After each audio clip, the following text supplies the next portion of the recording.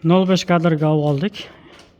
Hozir qisqacha video obzor qilib, buzun apayamiz haqida ma'lumot berishga harakat qilamiz. Ko'rib turganingizdek, qiltkashlarimiz sizlarga manzur kelayotgan bo'lsa, albatta kanalimizni qo'llab-quvvatlab, obuna bo'lib, like bosib qo'yishingizni so'rab qolamiz. Sizlarni qanaqadir qiziqtirgan savol yoki shunga o'xshash beton zina xizmat zakazlaringiz bo'lsa, описание telefon nomerimiz bu. Video obzorimizdan maqsad kimgadir bu videomiz foydali kelayotgan bo'lsa, albatta xursandmiz. Bu qilayotgan ishlarimizni elga, yurtga ko'rsatish maqsadida, ya'ni zinapoya ustalarini qidirib yurgan yurtdoshlarimiz uchun, vatandoshlarimiz uchun albatta.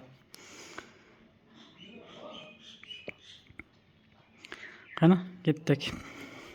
Hop, birinchi bu yerda stяжка haqqini tashlangan. 8 sm stяжка haqqi bor bu yerda.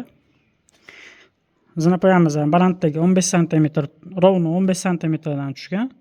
Zinapoyamiz hop shu yerda 3 ta to'g'ri zinapoyamiz bor. Bu zinapoyamiz esa 15 ga 30 o'sha standart bo'yicha tushgan. Birinchi stupenkani dumaloqlar oldiga olib chiqqanmiz. Zinapoyamizning oldi ko'rinishi 24 sm bo'lgan, orqa ko'rinishi esa 43 sm dan bo'lgan. O'rtasi esa hozir videoda ko'rsatamiz.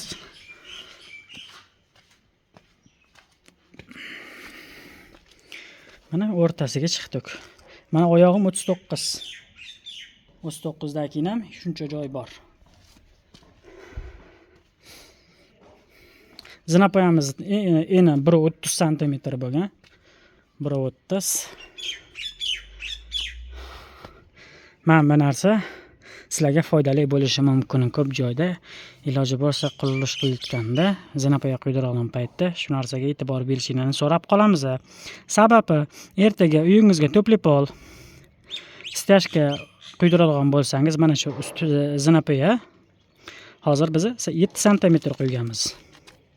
7 sm qo'yganmiz, keyin ustiga 8 sm stяжка qo'yilganda avtomatik o'zi 15 sm bo'ladi.